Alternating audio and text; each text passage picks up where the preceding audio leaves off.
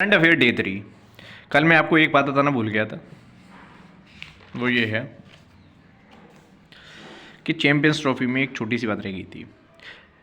ICC champions trophy को पहले 1998 में शुरू किया गया था, ठीक है। ये जरूरी नहीं है कब शुरू किया था, इसको पहले बोला जाता था आईसीसी नॉकआउट टूर्नामेंट, ठीक है। ये लिखा हुआ है, यहाँ पे लिख लेना, आईसीसी नॉकआउट टूर्नामेंट। और आईसीसी चैंपियंस ट्रॉफी को ही मिनी वर्ल्ड कप कहा जाता है।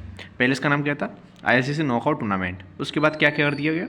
आईसीसी चैंपियंस ट्रॉफी, और इसी को मिनी वर्ल्ड कप बोलते हैं, क्योंकि ये वर्ल्ड कप की तरह वर्ल्ड कप में कितनी टॉप 10 टीम्स फाइट करती हैं एक दूसरे से, इसमें टॉप 8 टीम्स फाइट करती हैं, समझ गए?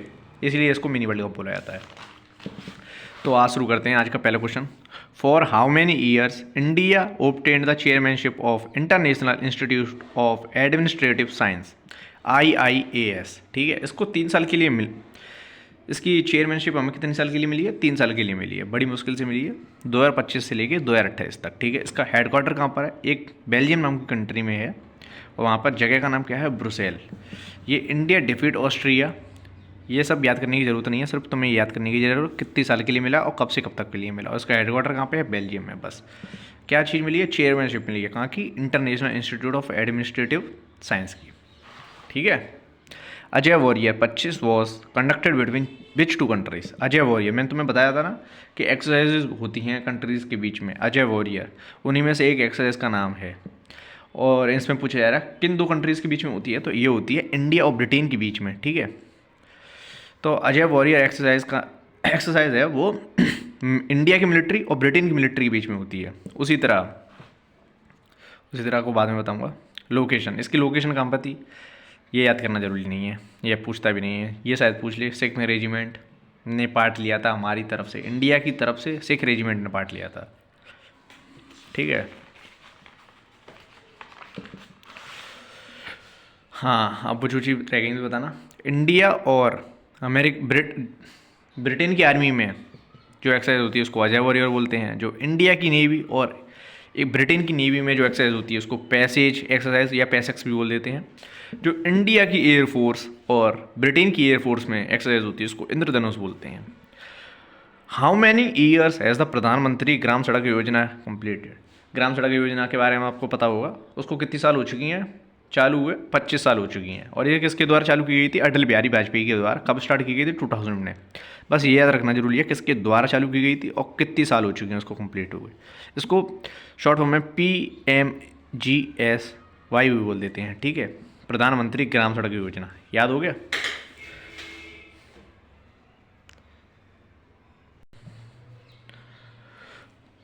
Who received the 2025 Nobel peace prize? मैंने कल तुम्हें बताया था डोनाल्ड ट्रंप ने किससे लिया था? मारिया कोरिना मचाडो से। तो नोबेल प्राइज़ किसको मिला था? मारिया कोरिना मचाडो को, मचाडो, ठीक है। ये कहाँ की है? वेनेजुएला की। बस इतना याद रखना। बस ये नोबेल पीस प्राइज़ किसको मिला था? मारिया कोरिना मचाडो को, बस सिंपल। अब आ जाते हैं अपने क्वेश्चन नंबर 5 पर। Who was selected as the first American pope in history? सबसे पहले समझो पोप कौन होता है। पोप होते हैं जैसे हमारे यहाँ पर पुजारी होते हैं, उसी तरह एक पोप होता है क्रिश्चियंस में।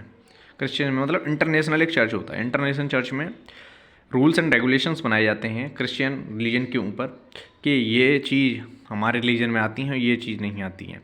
तो उसी तरह जो वहाँ का हमारे यहाँ का पुजारी होता है, वहाँ का जो हेड होता है, मतलब हेड होता है क्रिश्चियंस का, उसको बोलते हैं पोप, ठीक है। तो वो पोप पहला इस बार पहली बार अमेरिकन बंदा पोप बना है, ठीक है। तो इससे पहले कहीं और का था। तो उस पोप का नाम है पोप लियो 16। बस याद रखना कि हम फर्स्ट अमेरिकन पोप कौन है? Pope Leo 16।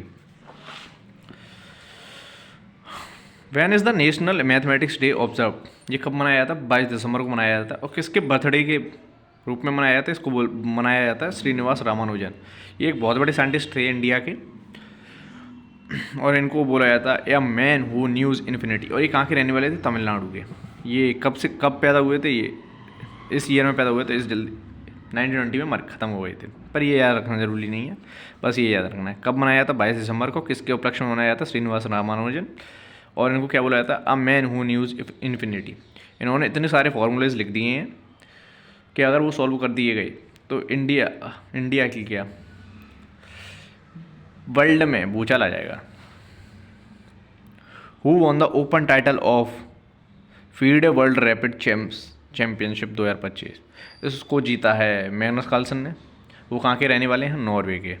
और ये जो चेस चैम्पियनशिप थी वो कहाँ पे हुई थी, दोहा कतर में हुई थी, ठीक है। और इंडिया की तरफ से ब्रॉन्ज मेडल जीता है अर्जुन इरिगास्की ने, ठीक है। और ये जो मैग्नस कार्लसन थे वो 6 टाइम विनर बने थे, 6ठी बार चैंपियन हुए थे लगातार। और वुमेंस में गोल्ड किसने जीता है, वो जीता है एलेक्जेंड्रा गोरिया कच्चकीना ने। ऑन व्हाट थीम साझा शक्ति exercise found.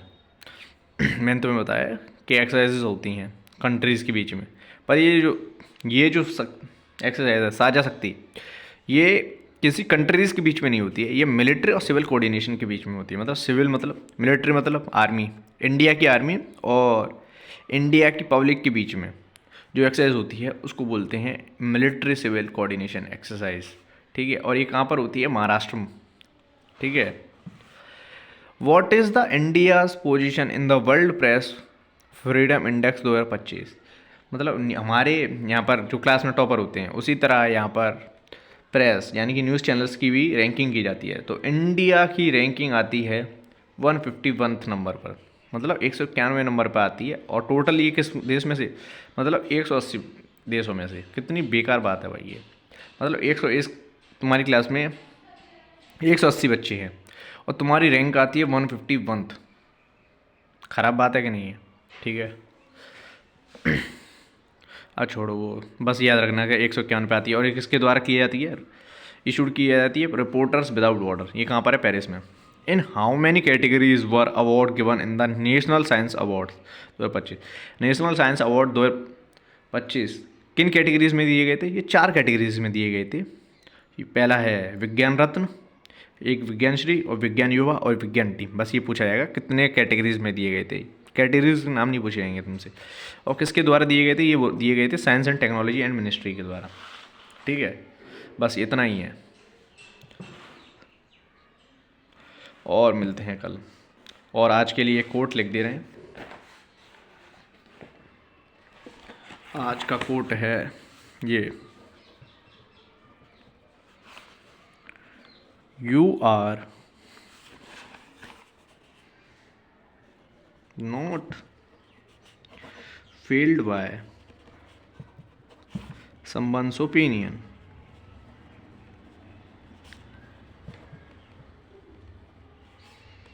but you are failed by your own decision। समझे? आपके घर वाले क्या कह रहे हैं कोई फ़र्क नहीं पड़ता, दुनिया क्या कह रही है कोई फ़र्क नहीं पड़ता। आप कौन से डिसीजंस ले रहे हैं अपनी सक्सेस को अचीव करने के लिए, वो मैटर करता है ओनली। अगर सामने वाला कर सकता है तो मैं भी कर सकता हूँ, अगर सामने वाला कर सकता है तो मैं भी कर सकता हूँ, ये बिलीव होना चाहिए। और मैं कर सकता हूँ और मैं उससे बेहतर कर सकता हूँ, ये मैटर करता है बस। I will do it and I will do it better, remember this.